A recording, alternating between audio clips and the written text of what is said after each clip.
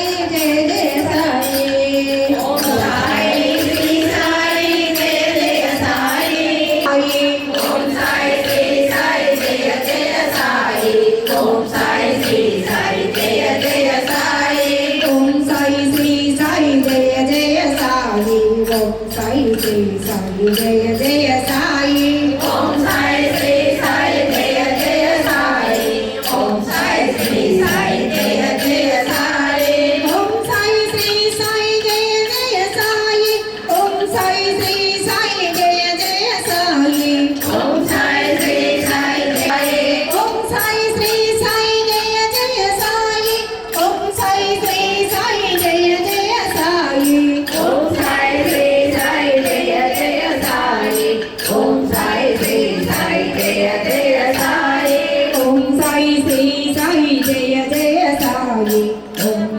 Shri Sai Jaya Jaya Sai Om Sai Shri Sai Jaya Jaya Sai